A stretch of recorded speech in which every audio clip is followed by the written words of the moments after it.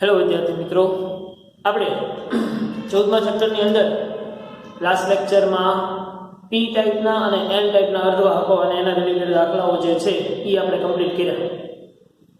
હવે આજે આપણે એનું જોડાણ કરવાનું છે. હવે પી ટાઈપના જે અર્ધવાહકો હશે અને એન ટાઈપના જે અર્ધવાહકો હશે એની વચ્ચે શું ફેર છે, શું ડિફરન્સ છે, એની ક્લિયરિટી બહુ સારી રીતે થઈ ચૂકી છે આપણને, અને ખૂબ સારી રીતે ખબર છે. આપણે વર્ગીકરણ વખતની વાત આપણને ખબર હોવી જોઈએ કે એક શુદ્ધ અર્ધવાહકો અને એક અશુદ્ધ અર્ધવાહકો.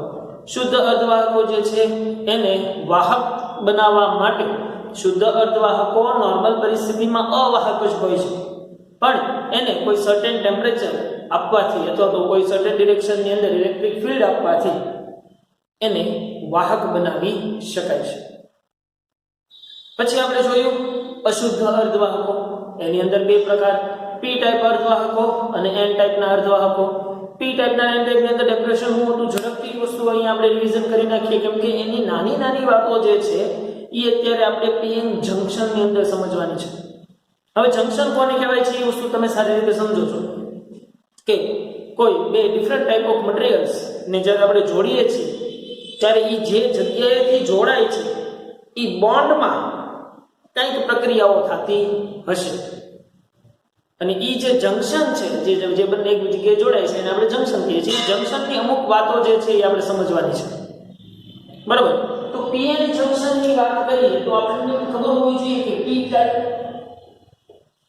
અને એન ટાઈપની અંદર ડિફરન્સ શું હતો. પી પ્રકાર અને એન પ્રકારનો ઝડપથી આપણે એનો ડિફરન્સ જે છે એ ક્લિયર કરી નાખીએ. તો કે ભાઈ પી પ્રકાર ક્યારે ક્રિએટ થતો હતો કે જ્યારે પી પ્રકાર એટલે આપણે શું કહેતા હતા કે જેની પાસે પોઝિટિવ ચાર્જ હોય, પોઝિટિવ ચાર્જ તરીકે આપણે અહીંયા કોણ લેતા હતા? હોલ્સને લેતા હતા, અને નેગેટિવ ચાર્જ તરીકે આપણે કોને લેતા હતા? ઇલેક્ટ્રોનને લેતા હતા. પોઝિટિવ ચાર્જ જે રિયલ વાસ્તવિક કણ છે નહીં. સમજો, અહીંયા ઘણી એવી નાની નાની વાતો છે જે તમારે લાઈન ટુ લાઈન લખતી જવી જોઈએ મારી દ્રષ્ટિએ, તો તમને પીએન જંક્શન બહુ સારી રીતે સમજાશે. બાકી આની અંદર જે સમજાવવામાં આવ્યું છે guys, it's getting too much. એટલે આપણે જે અહીંયા સમજીએ છીએ એને ખાસ વ્યવસ્થિત સમજવાનું. હું તો કહું છું જરૂર જણાય એ મુદ્દાઓ જે છે એ નોટ ડાઉન પણ કરતા જવા, તો વધારે સારી રીતે ક્લિયર થશે. પી પ્રકારના અને એન પ્રકારના અર્ધવાહકોમાં સૌથી પહેલો તો પી પ્રકાર જે છે એ ક્યારે થાય કે ભાઈ જ્યારે એની અંદર પી પ્રકારમાં જ્યારે ટ્રાયવેલેન્ટ અશુદ્ધિ ઉમેરવામાં આવે ત્યારે પી પ્રકારના અર્ધવાહકો બને છે, અને જ્યારે એની અંદર પેન્ટાવેલેન્ટ અશુદ્ધિ ઉમેરવામાં આવે ત્યારે એન પ્રકારના અર્ધવાહકો બને છે. ટ્રાયવેલેન્ટ નોર્મલી આપણો જે સિલિકોન કે જર્મેનિયમ જે છે એ શુદ્ધ અર્ધવાહક છે. એ શુદ્ધ અર્ધવાહકની અંદર જો ટ્રાયવેલેન્ટ ઉમેરશું તો એક જગ્યા ખાલી રહેશે જ્યાં હોલ ક્રિએટ થશે, એટલે એને આપણે પી પ્રકારના કીધા.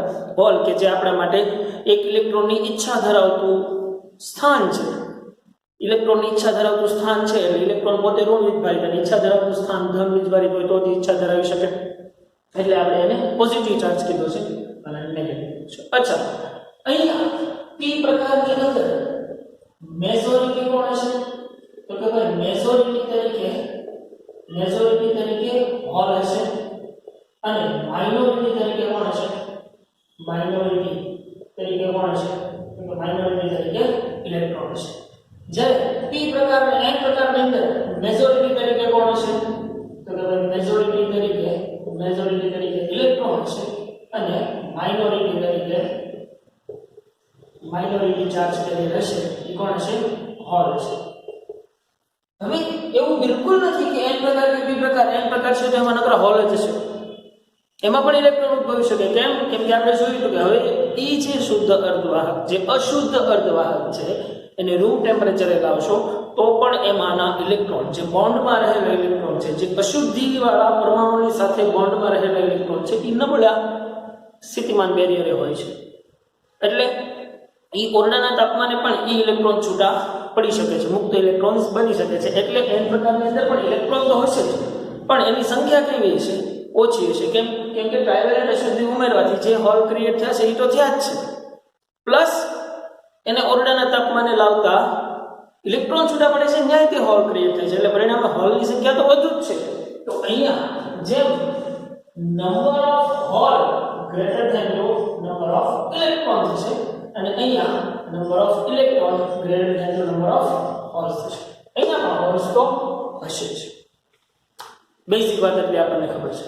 પણ જો શું થાય કે હું એક p પ્રકારનો અર્ધવાહક અને એક n પ્રકારના અર્ધવાહકને જોડી દઉં જેનું ફિઝિકલ અટેચમેન્ટ ઇમ્પોસિબલ છે, કે તમે એમ કરો કે કોઈ એક p પ્રકારના અર્ધવાહકનો ટુકડો લો અને કોઈ n પ્રકારના અર્ધવાહકનો ટુકડો લો અને એને જોડી દેશો તો તમારું અહીંયા જંક્શન pn જંક્શન બનશે નહીં.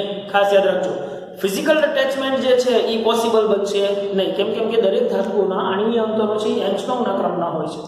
જ્યારે તમે એને જોડો છો ત્યારે એ બધા અણુઓ વચ્ચેનું અંતર જે છે ને એ ખૂબ જ વધી જાય છે, ખૂબ જ વધુ હોય છે.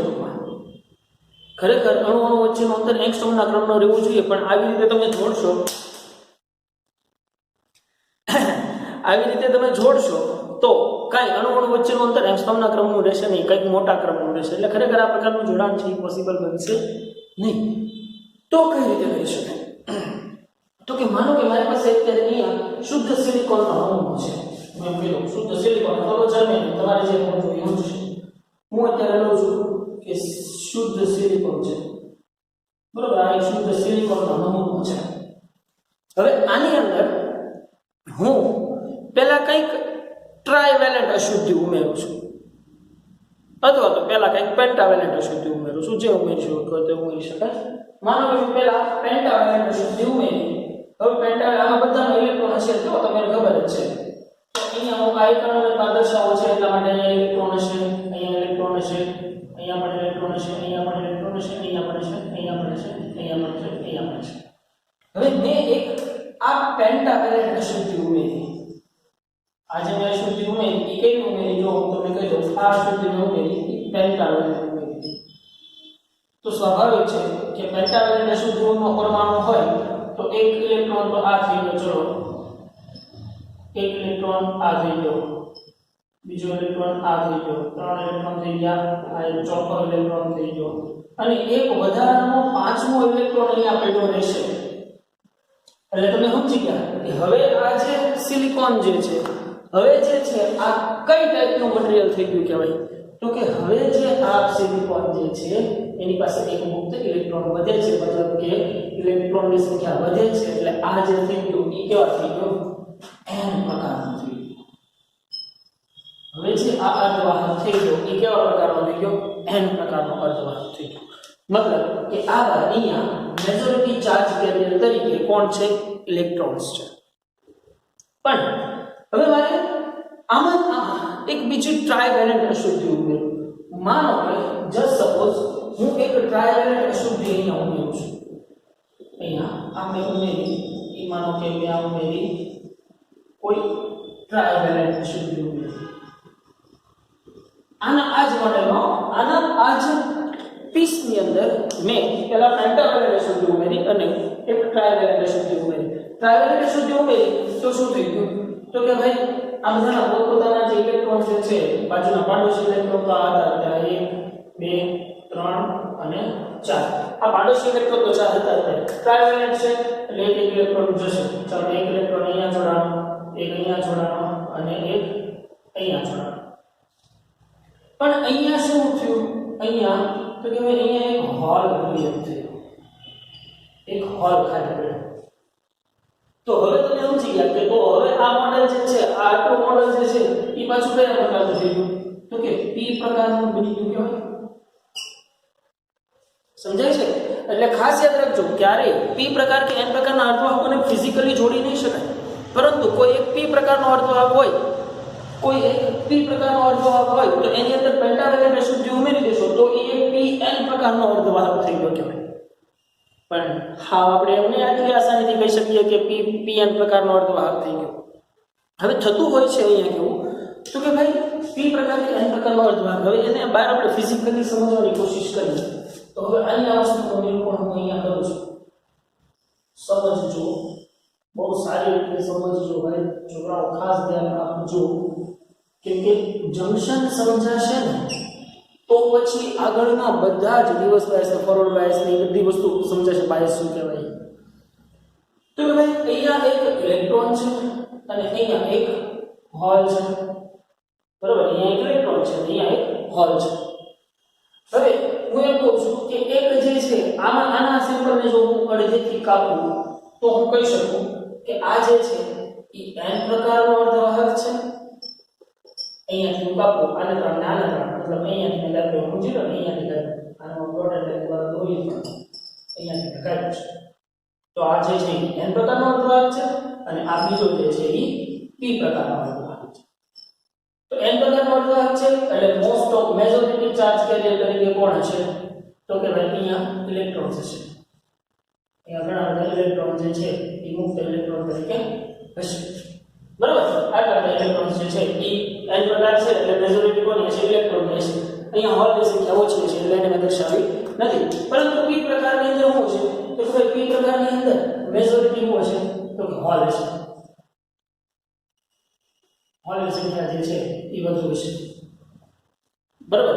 હવે એક વસ્તુનું હું અહીંયા ધ્યાન રાખું છું કે બેમાં જેટલા પેન્ટાવેલેન્ટ ઉમેરું છું એટલાની સાથે ટ્રાઇવેલેન્ટ ઉમેરું છું, જેથી કરીને p અને n જે છે એ સેટિસ્ફેક્શનલી રહી શકે.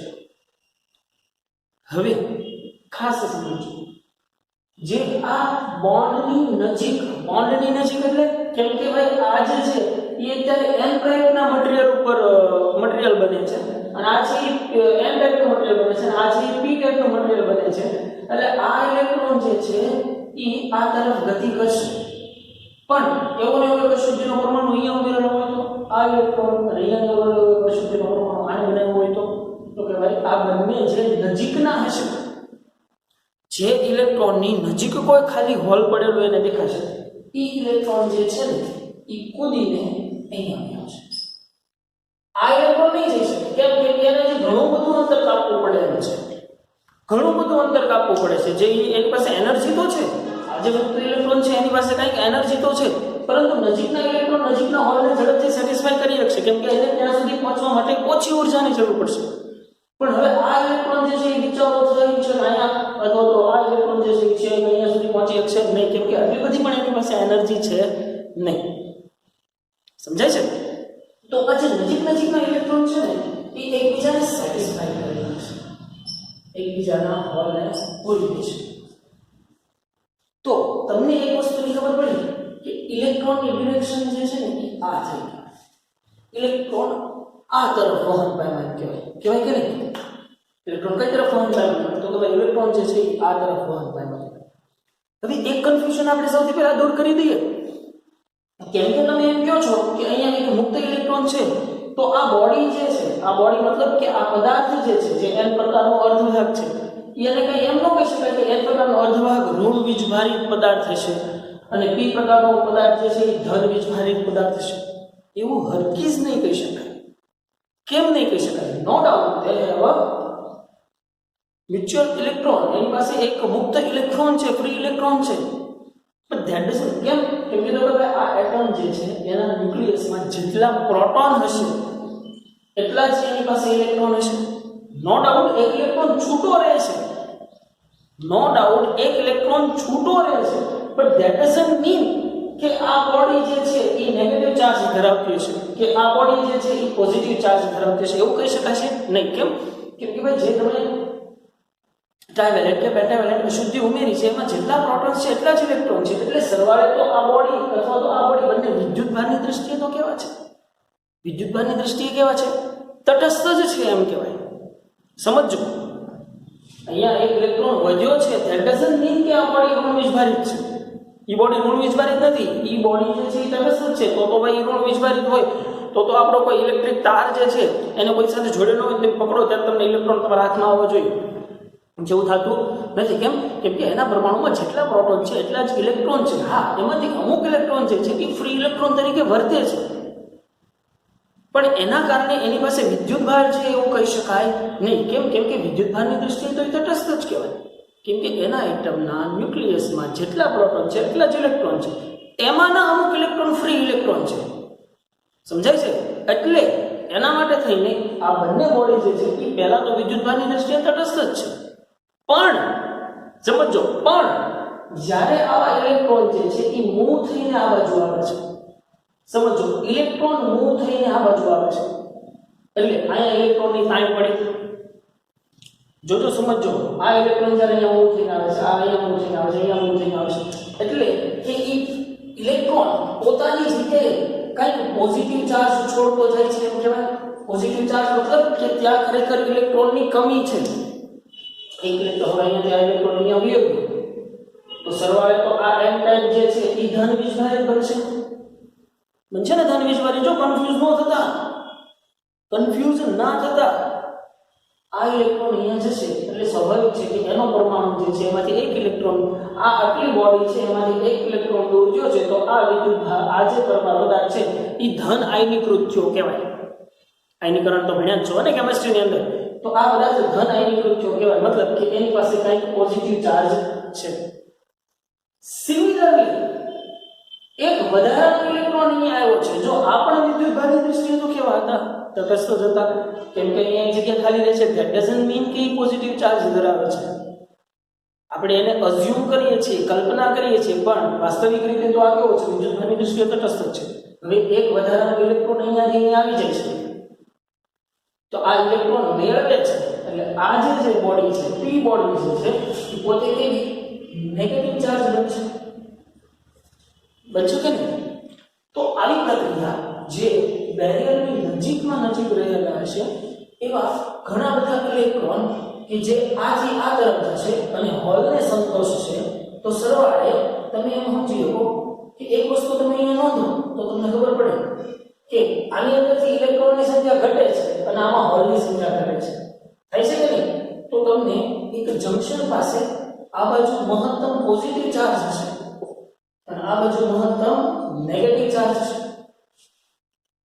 તો જે આ સ્તર રચાય છે ધન વીજભારિત આયનોનું અને આ બાજુ ઋણ વીજભારિત આયનોનું જે આ સ્તર રચાય છે, આ જે સ્તર રચાય છે એ સ્તરને કહેવાય છે ડેપ્લેશન સ્તર. શું કહેવાય છે? ડેપ્લેશન સ્તર. જો સમજો ઇલેક્ટ્રોન અહીંયાથી આ બાજુ ગયા છે એટલે આમ ગણવા જો તો ઇલેક્ટ્રોનની ગતિ આમ થઈ જાય અને હોલની ગતિ આમ થઈ જાય. હવે જો ખરેખર કોઈ હોલ અહીંયા ક્રિએટ નથી થતું, અહીંયા કોઈ નવું હોલ ક્રિએટ નથી થતું, પણ કેમ કે આપણે હોલને ધન વીજભારિત કણની માફક અઝ્યુમ કર્યો છે એટલા માટે એમ કહી શકાય કે અહીંયા ધન વીજભાર ક્રિએટ થતો હોય તેનો મતલબ એમ થાય કે હોલે આ તરફ ગતિ કરી હશે. ખરેખર હોલ ગતિ કરતો નથી પણ આપણે એમ કહી શકીએ કે ઇલેક્ટ્રોને આ તરફ ગતિ કરી છે એટલા માટે હોલે પણ આ તરફ ગતિ કરી છે કેમ?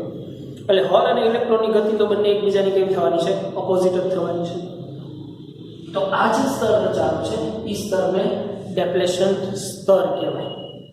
અને અહીંયા જે વિદ્યુત હવે અહીંયા આ જે બોડી જે છે એ મહત્તમ પોઝિટિવ ચાર્જ છે અને આ જે બોડી જે છે એની પાસે મહત્તમ નેગેટિવ ચાર્જ છે.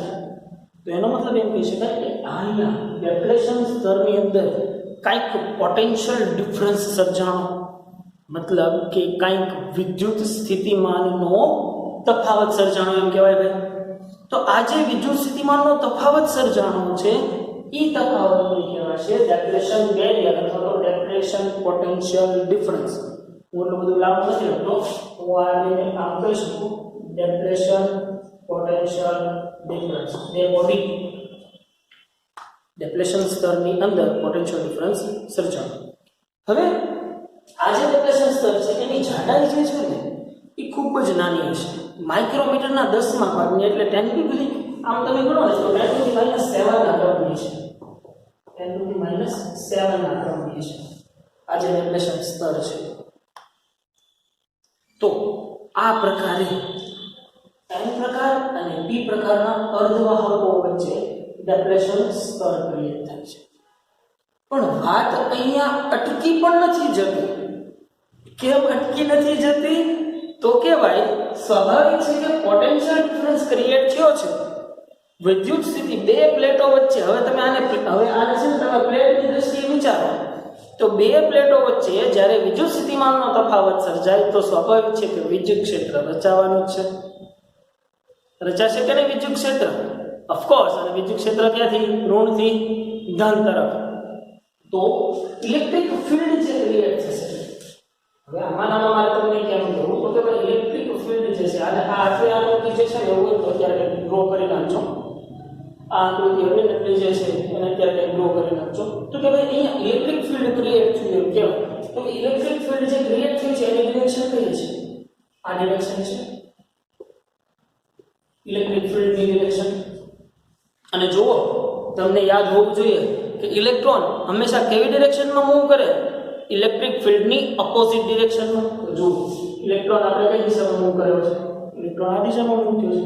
તો ઇલેક્ટ્રિક ફિલ્ડ આ દિશામાં ક્રિએટ થાય. ઓબ્વિયસ વાત છે.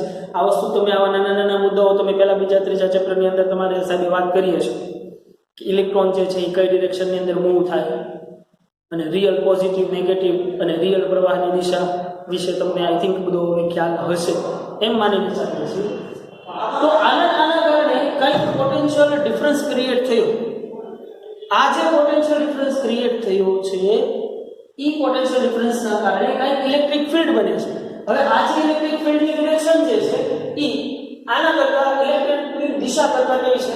ઉલટી છે. તો હવે તમે એમ કહી શકો કે આ પદાર્થમાં આ જે ઇલેક્ટ્રિક ફિલ્ડ બન્યો છે એ ઇલેક્ટ્રિક ફિલ્ડ અહીંયા રહેલા ઇલેક્ટ્રોનને કંઈક પુશ કરશે. પુશ કરશે ઇન ધ સેન્સ કે આ ઇલેક્ટ્રોન્સ ઉપર કંઈક ફોર્સ લગાડશે આ ડિરેક્શનમાં અને ઇલેક્ટ્રોન ઉત્સાહિત થશે એટલે પાછા ઇલેક્ટ્રોન જે છે આ બાજુ તરફ આવશે અને પાછી ડબલ સ્તરની પહોળાઈ જે છે એ વધશે. વધશે કે નહીં? પણ એક નાનકડો અમસ્તો મુદ્દો હું એ પણ ઇન્ક્લુડ કરી દઉં કે જો આને હું કોઈ બેટરી સાથે જોડી દઉં, આ જે પદાર્થ છે એને હું કોઈ બેટરી સાથે જોડી દઉં, પોઝિટિવ નેગેટિવ અત્યારે કોઈ મેન્શન નથી કરતો હું કાંઈ, કોઈ બેટરી સાથે જોડું મતલબ મેં શું કર્યું કહેવાય કે જે આ પદાર્થ જે છે મારો જે પીએન જંક્શન અત્યારે બન્યું છે પી પ્રકાર અને એન પ્રકારનું, એને હું કંઈક વિદ્યુત સ્થિતિમાનનો તફાવત લગાડું છું એટલે એને બાયસ આપ્યું કહેવાય. આ એક સિમ્પલ સેન્ટેન્સ યાદ રાખજો, બાયસ. બાયસનો મતલબ શું થાય કે જ્યારે કોઈ અર્ધવાહકને બહારથી પોટેન્શિયલ ડિફરન્સ આપવામાં આવે છે મતલબ કે એને કંઈક બાયસ લગાડ્યું છે તેમ કહેવાય. આ બાયસ એટલે બાયસ પોઝિટિવ ફોરવર્ડ બાયસ હોઈ શકે, રિવર્સ બાયસ હોઈ શકે, અનફોર્મ રિવર્સ શું છે એ આપણે નેક્સ્ટ લેક્ચરમાં ક્લિયર કરવાના છે. પણ અત્યારે એટલું યાદ રાખી લો કે બાયસ આપવું મતલબ કે બહારથી વિદ્યુત સ્થિતિમાનનો કંઈક તફાવત આપવો. બરાબર. પણ અત્યારે મેં કોઈ સાથે બહારથી વિદ્યુત સ્થિતિમાનના તફાવત વિશે અત્યારે આપણે ચર્ચા નથી કરતા કેમ કે ત્યાંની ડિરેક્શનની વાત ને એ બધું પાછું ઘણું બધું ઉલટું થઈ જશે. અત્યારે ખાલી એટલું સમજો કે પી અને એન પ્રકારના અર્ધવાહકોની અંદર ઇલેક્ટ્રોન્સ અને હોલ બંને એકબીજાની ઓપોઝિટ ગતિ કરે છે અને પોતપોતાના પદાર્થ જ્યારે ઇલેક્ટ્રોન જે છે એ આ બાજુથી આ બાજુ ટ્રાવેલ કરે છે ત્યારે એ જે એન ટાઈપનો મટીરિયલ જે છે એ કંઈક પોઝિટિવલી ચાર્જ થાય છે અને જે પી ટાઈપનો મટીરિયલ જે છે એ કંઈક નેગેટિવલી ચાર્જ થાય છે. તો આ પોઝિટિવ અને નેગેટિવલી જેમ ચાર્જ થતા જાય છે પણ એની કંઈક હદ આવશે કે જ્યારે આ બેરિયર છે ને એ કોન્સ્ટન્ટ થઈ જશે. શેના કારણે કોન્સ્ટન્ટ થઈ જશે? મતલબ કે હવેથી વધારાના ઇલેક્ટ્રોન જે છે આ બાજુના હોલને સેટિસ્ફાઈડ કરશે નહીં, એ અમુક લિમિટ સુધી હાલ્યા કરશે અને જેનો આધાર જે છે એ આ ડેપ્રેશન સ્તર, કેમ કે ઇલેક્ટ્રોન આ બાજુથી આ બાજુ આવવાનું બંધ થઈ જવું મતલબ કે ડેપ્રેશન સ્તર ફિક્સ થઈ જવું મતલબ કે આ ડેપ્રેશન સ્તરની જાડાઈ જે છે એ શેની પર આધાર રાખે છે? તો કે ડેપ્રેશન સ્તરની જાડાઈ જે છે એની અંદર ઉમેરાયેલી અશુદ્ધિઓના પ્રમાણ ઉપર આધાર રાખે છે. અશુદ્ધિનું પ્રમાણ વધુ હશે તો ડેપ્રેશન સ્તરની જાડાઈ છે એ પાતળી થશે અને અશુદ્ધિનું પ્રમાણ ઓછું હશે તો ડેપ્રેશન સ્તરની જાડાઈ જે છે એ વધશે. આ એક સિમ્પલ સેન્ટેન્સ જે છે એ લખી નાખો ફરજિયાત છે. બરોબર. હવે તમારા બુકની મટીરિયલની અંદર જે રીતે ડિફ્યુઝિંગ કરંટ ને ડ્રિફ્ટ કરંટની ભાષામાં સમજાવવામાં આવ્યા છે હવે એને વાંચતા જઈએ અને સમજતા જઈએ. પણ ઇન શોર્ટ વાત આ છે. સાવ કોમન એવું લાગે તો પ્લીઝ મહેરબાની કરીને આકૃતિ જે છે એક વખત સારી રીતે ડ્રો કરી લેજો. બરાબર. હવે આપણે એની વસ્તુ જે છે એ વાંચવાની શરૂઆત કરીએ.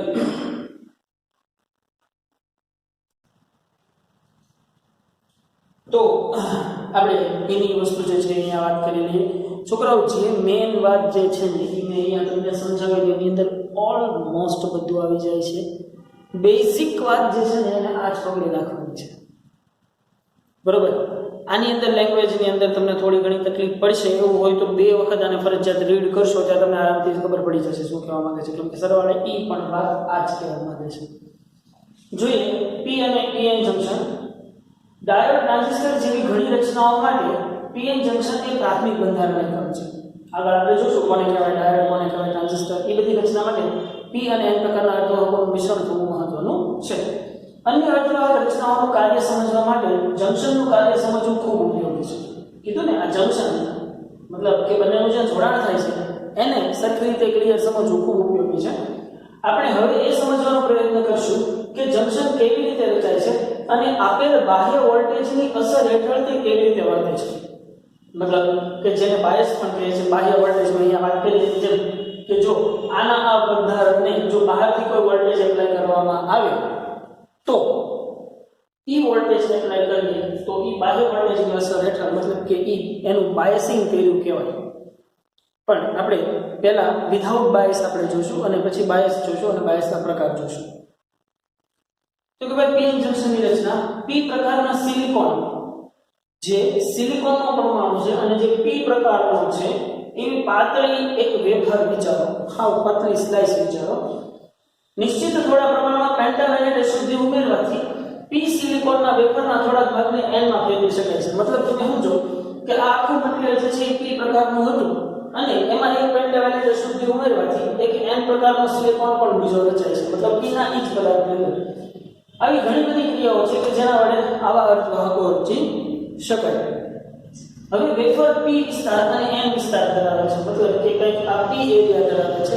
આ એકને એક જ વેફર મતલબ કે એકનો એક જ સેમિકન્ડક્ટર પદાર્થ કે જે કંઈક પી પ્રકારનો અને કંઈક એન પ્રકારના અર્ધવાહકો ધરાવે છે. પીએન જંકશન રચાવાની ઘટનાના 2 અગત્યની પ્રક્રિયાઓ થાય છે. કઈ એક વિસ્તરણ અને એક વહન. એક ડિફ્યુઝન અને બીજું ડ્રિફ્ટ.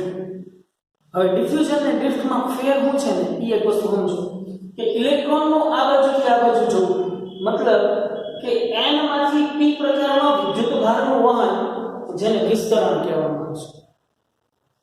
બરાબર. અને ડ્રિફ્ટ મતલબ કે ઇલેક્ટ્રોનનું કૂદકા મારવાની ઘટના. હવે શું છે આગળ આપણે ચર્ચા કરી નાખીએ ઝડપથી. આમાં વાંચવું ડિફ્યુઝન પ્રવાહ કોને કહેવાય છે. તો કે આપણે જાણીએ છીએ કે n પ્રકારના અર્ધવાહકોમાં ઇલેક્ટ્રોનની સંખ્યા ઘનતા એ હોલની સંખ્યા ઘનતા કરતાં વધુ હશે. અહીંયા ઇલેક્ટ્રોનની સંખ્યા વધુ હશે હોલ કરતાં. જ્યારે તે જ રીતે p પ્રકારના અર્ધવાહકમાં હોલની સંખ્યા ઘનતા ઇલેક્ટ્રોનની સંખ્યા ઘનતા કરતાં વધુ છે. અહીંયા હોલ વધારે છે અને અહીંયા ઇલેક્ટ્રોન વધારે છે. પીએન જંકશન બનાવવાની ઘટના દરમિયાન p અને n તરફના વિસ્તારમાં સંખ્યા ઘનતાના તફાવત હોવાથી p વિસ્તારમાંથી હોલ n વિભાગ તરફ મતલબ p n ડિફ્યુઝન પામે છે અને n વિસ્તારમાંથી ઇલેક્ટ્રોન p તરફ ડિફ્યુઝન પામે છે. મતલબ કે ઇલેક્ટ્રોનનો અહીંયાથી કૂદીને આ બાજુ જવું એને np ડિફ્યુઝન કહેવાય છે. કેમ કે ઇલેક્ટ્રોનનું આ બાજુથી આ બાજુ જવું એટલે તમે સમજો કે n થી p તરફનું વહન છે એટલે આને કહેવામાં આવશે np ડિફ્યુઝન. અને ભલે હોલ જે છે એ ગતિ નથી કરતા પણ સરવાળે કંઈક ધન વીજભાર જે છે એ આવે છે આ બાજુ તો એને કહેવાય છે p થી n તરફનું ડિફ્યુઝન. બરાબર. ખાલી જસ્ટ નામ આપી દીધેલા છે. વિદ્યુતભારોની આ પ્રકારની ગતિના કારણે જંકશનમાંથી ડિફ્યુઝન પ્રવાહ થાય છે. મતલબ કે આ પ્રકારની ગતિ મતલબ ઇલેક્ટ્રોનનો આ બાજુથી આ બાજુ જવું કે હોલનો આ બાજુથી આ બાજુ ખરેખર એકચ્યુઅલમાં હોલ ટ્રાવેલ કરતા નથી. બરાબર. પણ કેમ કે આ પ્લેટ ધન વીજભારિત બનતી જશે એટલે હોલ ટ્રાવેલ કર્યા એવું કહી શકાય. જ્યારે ઇલેક્ટ્રોન n થી p તરફ જાય છે ત્યારે પાછળ તે n વિસ્તારમાં આયનીકરણ પામેલા ડોનર રાખતો જાય છે. આયનીકરણ પામેલા ડોનર રાખતો જાય છે મતલબ કે એ જગ્યાએ આયનીકૃત ધન વિદ્યુત એને જે ધન વીજભારિત કરતો જાય છે. હાર્દિક ભાષા ઇલેક્ટ્રોન અહીંયાથી અહીંયા જાય છે એટલે આ પ્લેટ જે છે એ ધન વીજભારિત મતલબ ધન આયનીકૃત થાય છે. ત્યાં લખો તો શબ્દ ધન આયનીકૃત થાય છે. આ ધન વિદ્યુતભારિત ડોનર સ્થિર હોય છે કારણ કે તે આજુબાજુના પરમાણુ વડે બંધિત હોય છે. જેમ ઇલેક્ટ્રોન n થી p તરફ ડિફ્યુઝન ચાલુ રહે છે તેમ ધન વિદ્યુતભારિત અથવા તો ધારિત સ્તર અથવા તો ધન સ્પેસ ચાર્જ વિસ્તાર એ જંકશન n તરફના વિસ્તારમાં રચાતું હોય છે. મતલબ કે એક n પ્રકારની અંદર એક ધન વીજભારિત સ્તર રચાય છે. અહીંયા એક સિમ્પલ સેન્ટેન્સ લખી નાખજો. n p પ્રકારનું ડિફ્યુઝન ચાલુ હોય ત્યારે n પ્રકારની અંદર એક ધન વીજભારિત સ્તર રચાય છે. તે જ રીતે સંખ્યા ઘનતાના તફાવતના કારણે જ્યારે હોલ p થી n તરફ ડિફ્યુઝન પામે છે ત્યારે તે પાછળ આયનીકરણ પામેલા વિસ્તાર છોડતો જાય છે અને આ ઋણ ભારિત એક્સેપ્ટર ગતિશીલ નથી. જો અહીંયા હું કીધું કે અહીંયા ઋણ વિદ્યુત ભારિત એક્સેપ્ટર ગતિશીલ નથી, મતલબ કે હોલ જે છે એક્સેપ્ટર, આપણે હોલ એટલે શું કીધું, એક્સેપ્ટરને હોલ કીધો ને, કે જે ઇલેક્ટ્રોનની માંગણી કરે છે, એ હોલ જે એક્સેપ્ટર જે છે એ ગતિ કરતો નથી, પરંતુ પોતે કઈ ઋણ વિદ્યુત ભાર જે છે એ છોડતો જાય છે તેમ કહી શકાય. જેમ હોલ ડિફ્યુઝન પામતો જાય છે તેમ ઋણ વિદ્યુત ભારનું એક સ્તર ઋણ સ્પેસ ચાર્જ વિસ્તાર જંકશન p તરફના વિસ્તારમાં રચાતો જાય છે. ટૂંકમાં ઓલા પણ જેમ સેન્ટેન્સ લખ્યું એની જેમ જ કે આ ઋણ વિદ્યુત ભારના કારણે આ ઋણ આયનોના કારણે p પ્રકારની અંદર એક ઋણ ભારિત વિસ્તાર રચાય છે. જંકશનની બંને બાજુના આ સ્પેસ ચાર્જ વિસ્તારને ડેપ્લેશન વિસ્તાર કહે છે. આને શું કહેવાય છે? ડેપ્લેશન સ્તર અથવા તો ડેપ્લેશન વિસ્તાર કહેવામાં આવે છે. કારણ કે જંકશનની આરપારની ઇલેક્ટ્રોન અને હોલની પ્રારંભિક ગતિવિધિને કારણે આ વિસ્તારમાં મુક્ત વિદ્યુતભાર રહેતો નથી. ડિપ્લેશન સ્તરની જાડાઈ માઇક્રોમીટરના 10મા ભાગે મતલબ 10⁻⁷ ના ક્રમની હોય છે. હવે જે આપણે ભણવા જઈ રહ્યા છીએ એ છે ડ્રિફ્ટ પ્રવાહ. ઓકે, ડિફ્યુઝન તો સમજાણું, હવે સમજીએ ડ્રિફ્ટ પ્રવાહ. જંકશન n તરફ ધન સ્પેસ ચાર્જ વિસ્તાર અને p તરફ ઋણ સ્પેસ ચાર્જ વિસ્તાર હોય છે. p તરફ ઋણ સ્પેસ ચાર્જ વિસ્તાર અને n તરફ ધન સ્પેસ ચાર્જ વિસ્તાર ને લીધે ધન વિદ્યુતભાર તરફથી ઋણ વિદ્યુતભાર તરફનું વિદ્યુત ક્ષેત્ર ઉત્પન્ન થાય છે. આ વિદ્યુત ક્ષેત્રના કારણે મેં કીધું ને અહીંયા વિદ્યુત ક્ષેત્ર ઉત્પન્ન થશે. આ વિદ્યુત ક્ષેત્રના કારણે જંકશનના p તરફનો ઇલેક્ટ્રોન n તરફ અને n તરફનો હોલ જંકશન p તરફની દિશામાં ગતિ કરશે. કેમ કે ભાઈ જો મેં કીધું અહીંયા માત્ર હોલ પણ છે નહીં. કેમ કે કંઈક ઇલેક્ટ્રોન છે કે જે ઓરડાના તાપમાને લાવવાના કારણે આમાં કંઈક ઇલેક્ટ્રોન પણ છે કે જેની સંખ્યા ઘનતા ખરેખર ઓછી છે, અને આમાં કંઈક હોલ પણ છે કે જેની સંખ્યા ઘનતા ખરેખર અહીંયા ઓછી છે. તો આના કારણે શું થશે? ઇલેક્ટ્રિક ફીલ્ડ આમ લાગે છે એટલે અહીંના ઇલેક્ટ્રોન જે છે, જો હું કીધું વિદ્યુત ક્ષેત્રના કારણે જંકશન p તરફનો ઇલેક્ટ્રોન n તરફ, જંકશન p તરફનો ઇલેક્ટ્રોન n તરફ અને n તરફનો હોલ જંકશન p તરફ દિશામાં ગતિ કરશે, જેના કારણે ડ્રિફ્ટ પ્રવાહ રચાશે. એટલે સમજી લો જે ડિફ્યુઝન કરંટ રચાય છે, આ સેન્ટેન્સ લખો ખાસ લખો આ સેન્ટેન્સ. ડિફ્યુઝન પ્રવાહ મેજોરિટીના કારણે રચાય છે. સમજો, ડિફ્યુઝન પ્રવાહ મેજોરિટી ચાર્જ કેરિયરના કારણે રચાય છે, જ્યારે ડ્રિફ્ટ પ્રવાહ માઇનોરિટીના કારણે રચાય છે.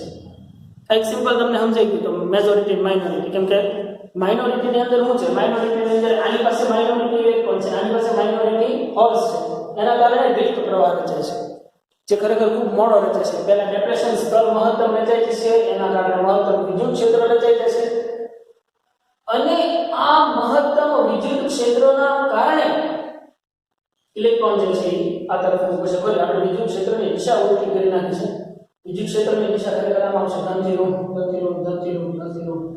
સોરી, આપણે કેવું કહેવાય, ડાયપોલ મોમેન્ટની ડિરેક્શનની અંદર મેં ઋણથી ધન કરી નાખ્યું, પણ વિદ્યુત ક્ષેત્રની દિશા ધનથી ઋણ ઓફકોર્સ. હવે આ વિદ્યુત ક્ષેત્રના કારણે જંકશન p તરફનો ઇલેક્ટ્રોન n તરફ અને n તરફનો જંકશન હોલ તરફ જાય છે. બરાબર?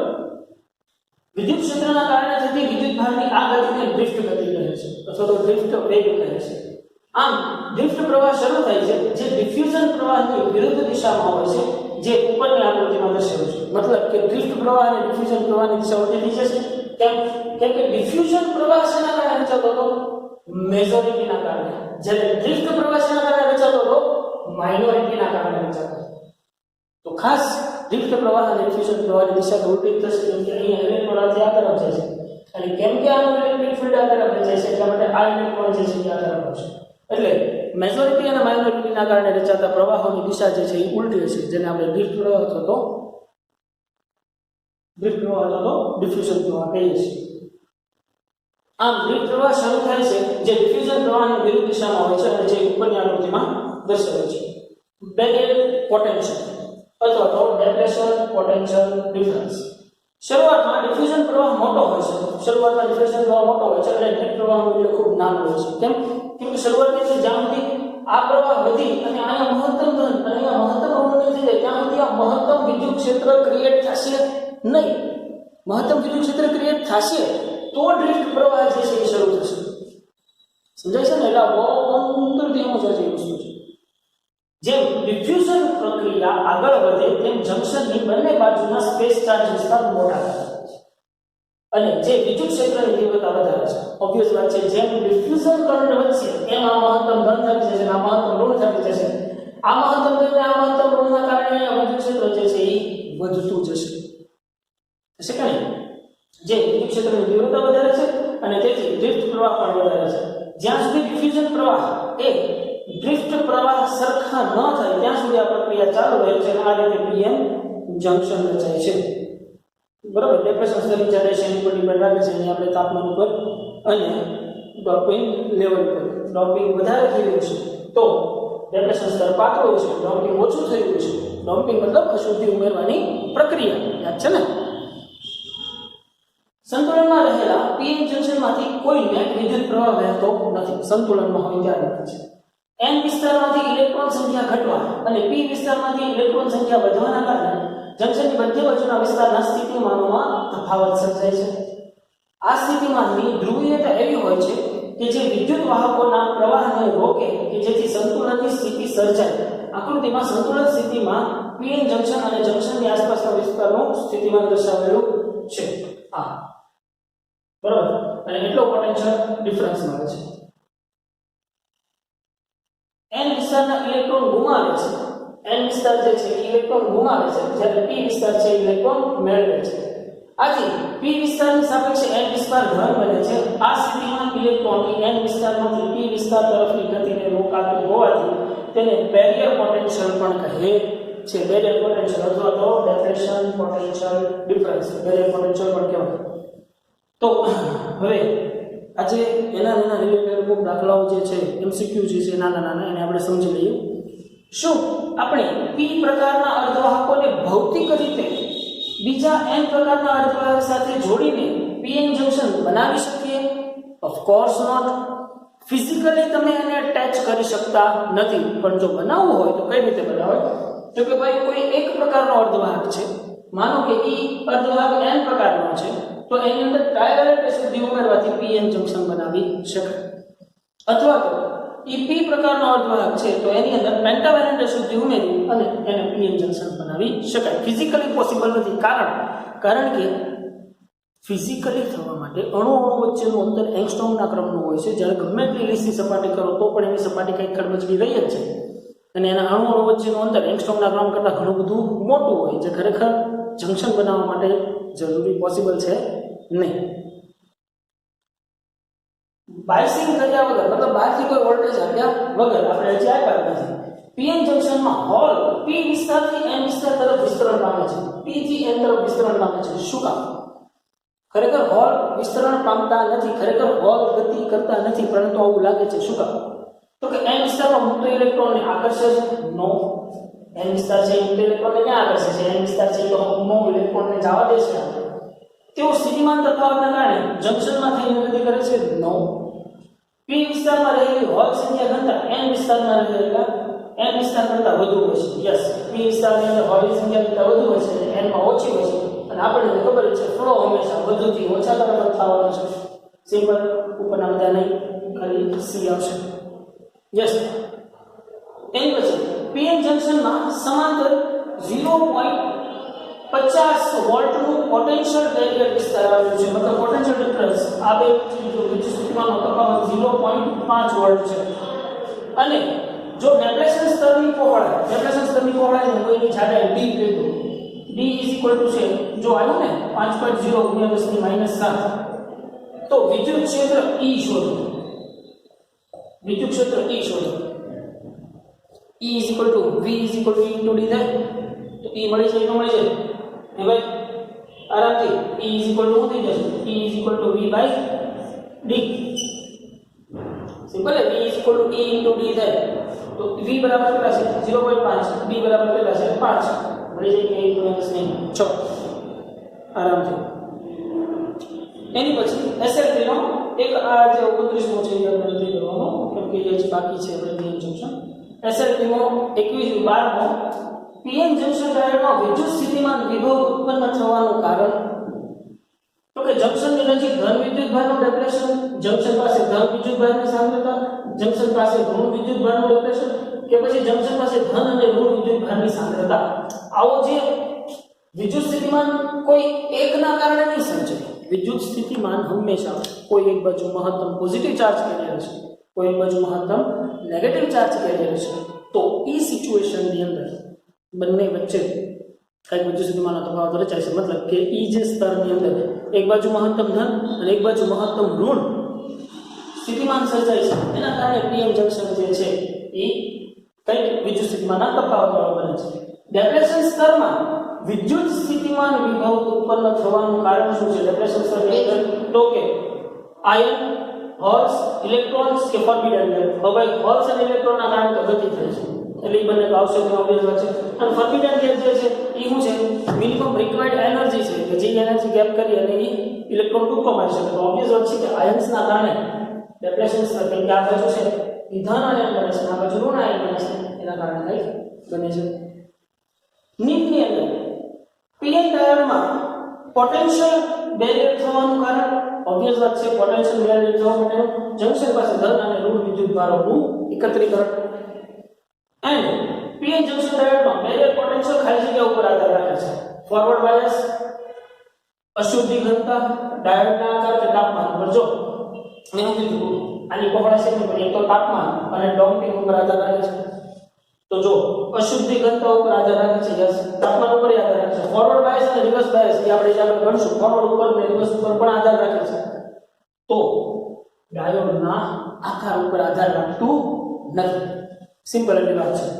તો ભાઈ હોમવર્કની અંદર ઝડપથી બધા હોમવર્ક લખી નાખો. મેં કીધું એની જેમાંથી એને 2 વખત વાંચજો તો તમને વર્ડ ટુ વર્ડ શાંતિથી વાંચો તો ક્લિયર થઈ જશે. ટોપિક નંબર 5 5.1 5.2 હોમવર્કમાં વન ટાઈપ લખવાનો 5.3 5.4 બરાબર. પછી level 1A text illustration number 3, level 1B text exercise number 4, level 1C old text MCQ number 9, પછી SLP નંબર 12 અને 13, level 4B NEET MCQ number 11 અને એમસીક્યુ નંબર 20. આટલી વસ્તુ છે હોમવર્કની અંદર વન ટાઈમ છે. જો ભાઈ તમને હવે અહીંયા જંક્શન ક્લિયર થશે ને, જંક્શન જો તમને ખબર હોય ને તો ડિફ્યુઝિંગ કરંટ અને ડ્રિફ્ટ કરંટ શું છે એ બે વચ્ચેનો ડિફરન્સ. ડિફ્યુઝિંગ કરંટ કે મેં તમને લખાવ્યું છે સેન્ટેન્સ ખાસ યાદ રાખજો. ડિફ્યુઝિંગ કરંટ મેજોરિટીના કારણે છે અને ડ્રિફ્ટ કરંટ જે છે એ માઇનોરિટીના કારણે હશે. કેમ કે માઇનોરિટીમાં અહીંયા ઇલેક્ટ્રોન હશે અને મેજોરિટીમાં અહીંયા હોલ્સ હશે.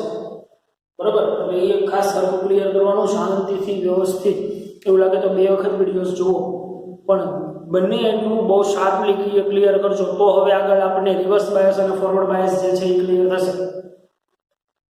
કરેક્ટ. તો આજના લેક્ચરની અંદર રાખીએ આપણે અહીંયા સુધી. મળીએ પાછા નેક્સ્ટ લેક્ચરથી. નેક્સ્ટ લેક્ચર જે છે એ ખૂબ ઇમ્પોર્ટન્ટ છે અને એ ત્યારે જ સમજાશે જો આપ સરખી સમજાવીએ છે. બરોબર. તો મેક શ્યોર કે પહેલાંની વસ્તુ જે છે એને ખૂબ સરખી રીતે ક્લિયર કરી નાખશો. ઓકે ભાઈ.